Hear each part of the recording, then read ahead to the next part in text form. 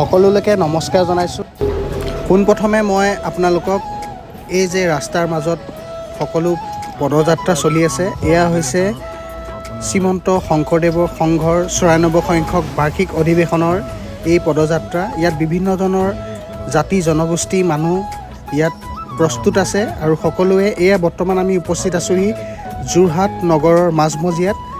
অৱশ্যে এয়া দুদিনৰ আগৰ কিছুমান দৃশ্য আপোনালোকৰ মাজত মই শ্বেয়াৰ কৰিবলৈ চেষ্টা কৰিছোঁ আৰু বিভিন্নজনৰ জাতি জনগোষ্ঠী মিলি ইয়াত সকলোৱে উলাহ মালহেৰে এই পদযাত্ৰাভাগ আৰম্ভ কৰিছে।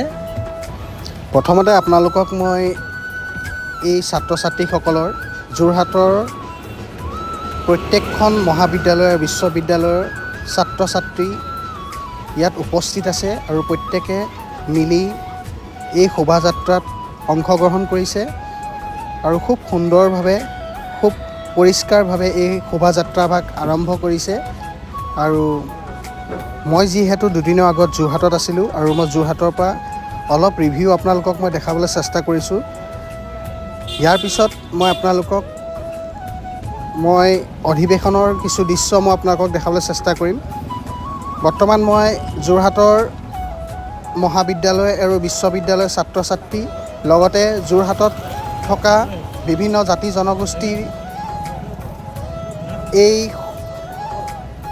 পদযাত্ৰাভাগ সকলোৱে মিলি কেনেকৈ এই পদযাত্ৰাভাগ আৰম্ভ কৰিছে মই দেখাবলৈ চেষ্টা কৰিছোঁ।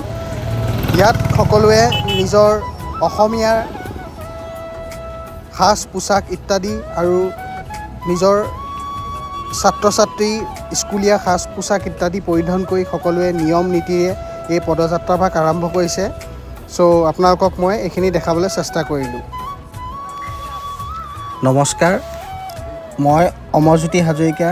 আজি আপোনালোকক মই অন্য এটা ভিডিঅ'লৈ মই স্বাগতম জনাইছোঁ। মই বৰ্তমান উপস্থিত আছোঁ শ্ৰীমন্ত শংকৰদেৱৰ ৯৪ সংখ্যক বাৰ্ষিক অধিৱেশনৰ ম'বন্ধা এৰালতলী পথাৰত আৰু মই এই এৰালতলী পথাৰৰ পৰা মই আপোনালোকক সকলোখিনি মই ভিউজ আজি মই দেখাবলৈ চেষ্টা কৰিম। যিহেতু অসমৰ চুকে কোণে থকা শদিয়াৰ পৰা ধুবুৰীলৈকে প্ৰত্যেকটো আঞ্চলিকৰ পৰা বহুত সংখ্যক মানুহ, লক্ষাধিকতকৈ অধিক মানুহ ইয়াত গোট খাইছে আৰু মই সকলোখিনি ৰিভিউ আপোনালোকক সন্মুখত মই আজি দেখাবলৈ চেষ্টা কৰিম। চ' ভিডিঅ'টো আপোনালোকে শেষলৈকে চাবলৈ চেষ্টা কৰিব, স্কিপ নকৰিব। আহকচোন চাওঁ কি হৈ থাকে। মই সকলোখিনি ভিতৰত গৈ আপোনালোকক সকলোখিনি ৰিভিউজ আপোনালোকক দেখাবলৈ চেষ্টা কৰিম। পোনপ্ৰথমে মই শ্ৰীমন্ত শংকৰদেৱৰ ৯৪ সংখ্যক বাৰ্ষিক অধিৱেশনৰ মূল তোৰণৰ মই সন্মুখত ৰৈ আছোঁ আৰু মূল তোৰণৰ ফালৰ পৰা মই আপোনালোকক জনসমাৱেশৰ মই এটা দৃশ্য মই আপোনালোকক দেখাবলৈ মই চেষ্টা কৰিম। আৰু এয়া হৈছে নাটঘৰ, যি নেকি ইয়াত প্ৰত্যেকটো মুহূৰ্ততে ভাওনাৰ ইয়াত পৰিদৰ্শন কৰা যায়। আৰু অলপ আগলৈ গৈ থাকোঁ, আহক কি হৈ থাকে মই আপোনালোকক দেখাই থাকিম।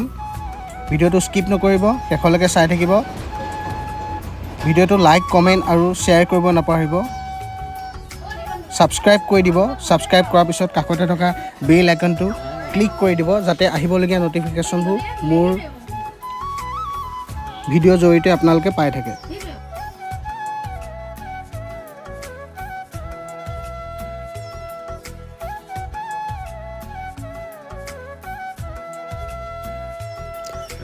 বৰ্তমান মই উপস্থিত আছোঁহি এৰালতলী পথাৰৰ প্ৰতিনিধি কক্ষ সভাকক্ষৰ স্থলীত আৰু বিভিন্ন ধৰণৰ সেউজীয়াৰ পৰিৱেশে নিৰ্মিত এই প্ৰতিনিধি সভাকক্ষৰ ভিতৰত বিভিন্নজনৰ জ্যেষ্ঠজনে এই ধৰ্মৰ ওপৰত যি জ্ঞান দিয়া যায়, ইয়াৰ ভিতৰতে সকলোখিনি জ্ঞান দিয়া যায় আৰু খুব সুন্দৰ এটা পৰিৱেশ হয়, আহল বহল পৰিৱেশ। আৰু প্ৰতিনিধি সভাকক্ষৰ কথা জনাৰ আগত মই এইভাগ আপোনালোকক বগলী মই দেখুৱাব খুজিছোঁ। তিয়কৰে এজন ব্যক্তি হৰেণ বৰুৱাদেৱে এই বগলী ভাগ নিৰ্মাণ কৰিছিলে, বাঁহেৰে নিৰ্মাণ কৰা। আৰু এয়া দেখা পাইছে মৎস্য এভাগো আছে এটা পুখুৰীত, তাৰ লগে লগে এখন পালতৰা নাও, সকলো ইয়াত নিৰ্মিত কৰা গৈছে, বাঁহেৰে নিৰ্মিত কৰা গৈছে। খুব সুন্দৰ এটা পৰিৱেশ হয়।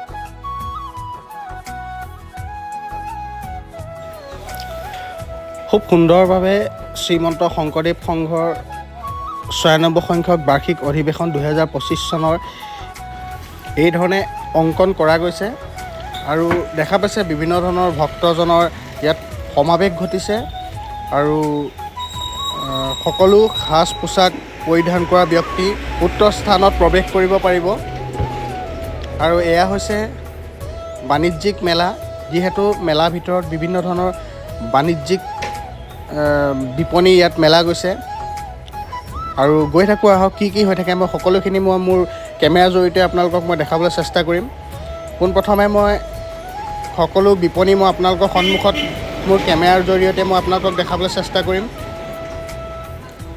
অসমৰ প্ৰত্যেকটো চুকে কোণে থকা আঞ্চলিকৰ পৰা জনসমাৱেশ ঘটিছে আৰু এয়াই হৈছে এৰালতলী পথাৰৰ মহ বন্ধাৰ এটা বিশাল সমাৱেশ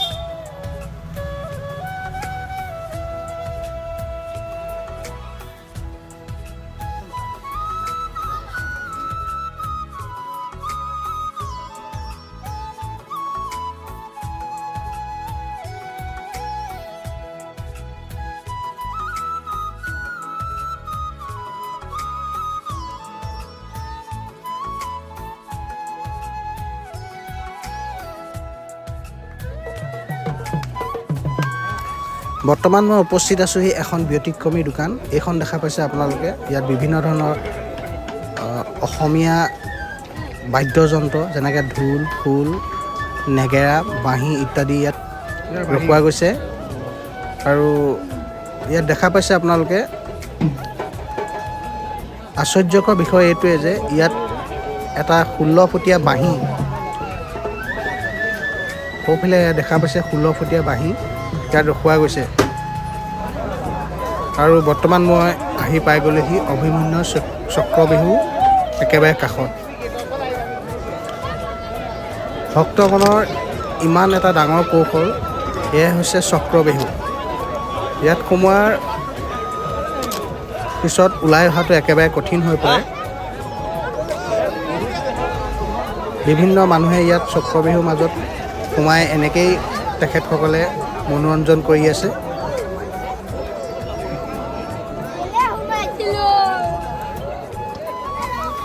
বৰ্তমান মই উপস্থিত আছোঁহি ফ্ৰান্সৰ এফেল টাৱাৰ বাঁহেৰে নিৰ্মাণ কৰা এয়া হৈছে ফ্ৰান্সৰ এফেল টাৱাৰ সুন্দৰ ধৰণে লাইটিং ইয়াত লগাই দিয়া গৈছে আৰু বিভিন্ন ধৰণৰ দৰ্শকে ইয়াত এফেল টাৱাৰটো ইয়াত উপভোগ কৰি আছে ভাৰি ভাল লাগিছে অকণমান হেৰি কৰি দিয়া এইফালে মোক কৈ দিয়া ভিডিঅ'টো শেষলৈকে চাই থকাৰ বাবে অশেষ ধন্যবাদ জনাইছোঁ বিৰাট ভাল লাগিছে অহাবাৰ ভিডিঅ'ত নেক্সট এটা কনচেপ্ট লৈ আপোনালোকৰ সন্মুখত আকৌ উপস্থিত হ'ম আৰু বৰ্তমান মই এফেল টাৱাৰ তলতে আছিলোঁ চ' সকলোকে শুভৰাত্ৰি ধন্যবাদ